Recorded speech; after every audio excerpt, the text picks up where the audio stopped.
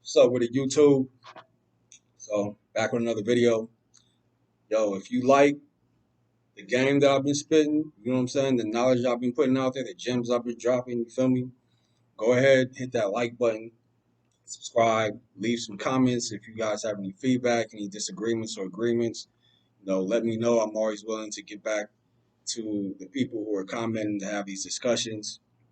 But yeah, go ahead, hit the like button and everything. You know what I'm saying? So today I want to talk about the universal laws. There are actually 12 of them. There are 12 universal laws. And I'm going to go ahead and just talk about a few of them, maybe like three of them. You know what I'm saying? So there's three laws. There is the law of correspondence, the law of vibration, and the law of cause and effect that I want to get into. Now, there's one popular law that we're probably all aware of, which is the law of attraction. Now, this is a law that they actually made a documentary about called The Secret, which was actually a very popular documentary. Actually went viral, came out maybe like 10, 15 years ago. If you're not aware of it, you should definitely go ahead and check it out. But that's just one of the laws. The law of attraction was just one law out of 12 laws, right? So I'm gonna go ahead and give you three of them, and you're gonna see the way that they're all somewhat related. Like a lot of these laws, if not all of them, they're all somewhat related to each other. So I'm gonna go ahead and just give you three of them. You can see for yourself how they're actually related. So the first law I want to talk about is the law of vibration. This law states that everything vibrates. Everything is in motion. The universe is always in motion. Remember that. Remember that one because that's going to come in handy with the next laws I'll get into. But the universe is always in motion. Everything vibrates. Even like your thoughts and your feelings, they have their own vibrational patterns. I believe they move more so in a circular motion, but they vibrate as well. And because they vibrate, they actually give off, they actually attract similar vibrations, similar thoughts, and uh, similar similar vibrations as well. So let me just give an example because it's a little bit more complex. And let me just put out there that the research that I've done with these universal laws, I've seen that there are actually a few different interpretations for each of these laws.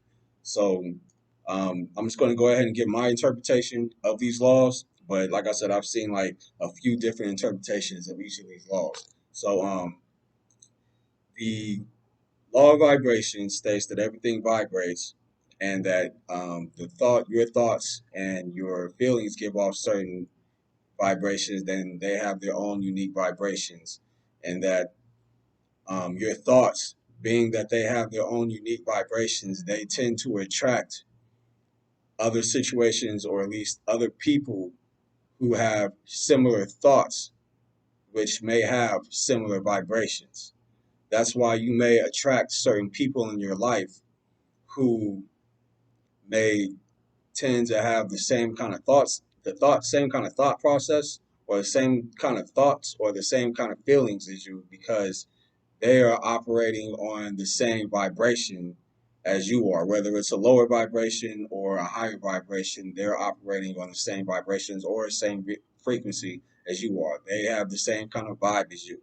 You feel me? So someone who may have um, a who operates on a lower vibrational level, they may tend to attract other people who operate on a lower vibrational level. So, for instance, somebody who may be depressed or worried, or somebody who may be angry, may tend to attract other people who operate on that same vibrational level, which may be someone else who is worried or depressed or angry. You may see two people who are similar to each other because they think the same, right? They have some of the same emotions. They both may be depressed, or they both may be angry, or they both may be sad or worried, but they think the same. They are like minded, so they attract each other, and they are willing to be around another. They may be willing to be around each other because they think the same and they operate on the same vibrational level. You know what I'm saying? They may operate on the same frequency. Whereas somebody who operates on a higher vibration, someone who may be more pleasant to be around, someone who may be more happy or more positive or be more optimistic about things, they usually cannot be around somebody who operates on a lower vibrational level, somebody who may be angry or worried or pessimistic or upset about things. They usually don't attract each other, and they usually can't be around one another because they have different vibes. You know what I'm saying? They have different frequencies, so they tend not to attract each other, right? So, like I said, certain thoughts have similar. I mean, I'm sorry. Certain thoughts have certain vibrational patterns, and those vibrational patterns will attract other people who have similar thoughts who where those similar thoughts also have certain vibrational patterns. And like I said, those vibrational patterns tend to attract each other.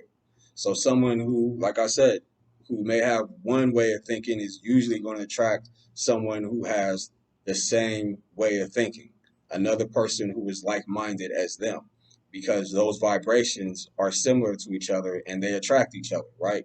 So that is the law of vibration. Usually, people who operate on a higher level of vibration attract other people who operate on that same level of vibration, that same higher level of vibration.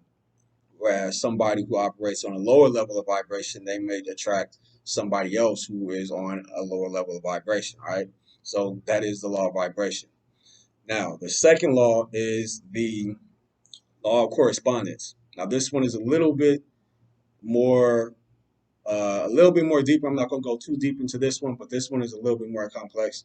Um, the saying is as above, so below, and as below, so above, as within, so without. So as above, so below. From my understanding, this talks about the world that we live in, what you see going on in this society, in this reality, is really just a reflection of what's going on in the cosmos and in the astral world, and vice versa. Everything that is going on in the astral world and the cosmos is also going on in this world that we live in. All right, so that's a little bit deeper. So I won't go too much. Like I said, there are a few different interpretations of these laws, but that is what I got out of um, that saying, as above, so below, and as below, so above, being that what's going on in the astral world and in the cosmos is a reflection of what is going on in this world, and what's going on in this world is a reflection of what is going on in the astral world and the cosmos, which is, you know, that's a whole nother topic of conversation once you think about it. But the other saying is as within, so without.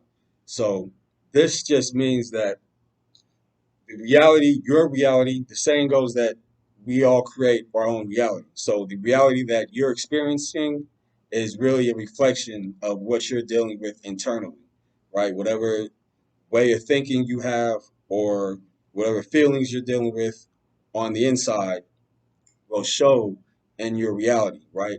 So your way of thinking, your feelings will determine the way you act and what you experience and the reality that you're living in. It will determine what kind of reality you create based off what you're feeling on the inside and your way of thinking. So your internal will create and reflect in your external world, in your reality, in whatever reality you decide to create, whatever you're dealing with internally, you will experience that in your own reality and your in the outer world, right? So that is the law of correspondence, right? And then the last one is the law of cause and effect. Now this one is pretty well known, but I don't think a lot of people really understand um, what it really is in full detail. This was actually a law. I think his name was Newton, who um, stated that for every action there is an equal and opposite reaction. We've all heard that before, but it's actually deeper than that. So the law of cause and effect states that, and like I said before, the first law, the universe is always in motion.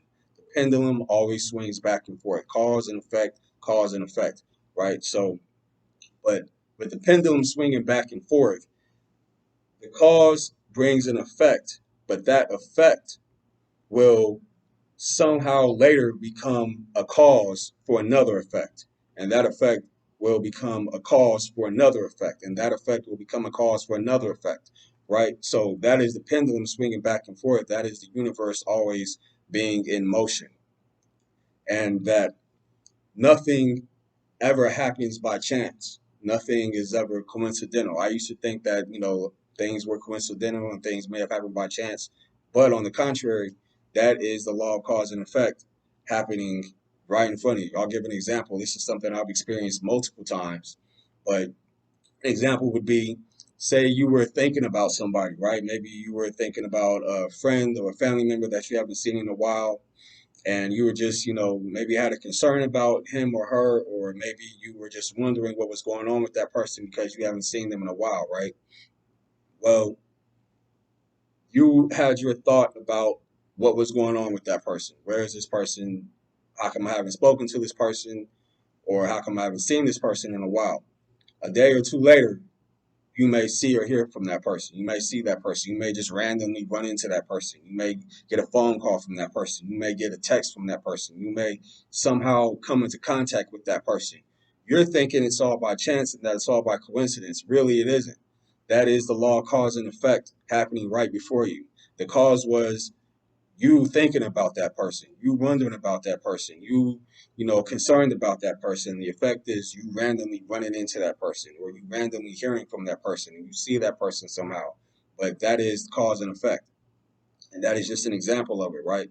So, like I said, the cause and effect is, you know, whatever action you take, whether it's a thought or whether it's an actual action, which they say that your thoughts are actually actions as well, but it could be a physical action, it could be a thought, or it could be some sort of emotion or some feeling or whatever, but that will bring some sort of effect based off of whatever action, whatever thoughts you had, whatever feeling you have.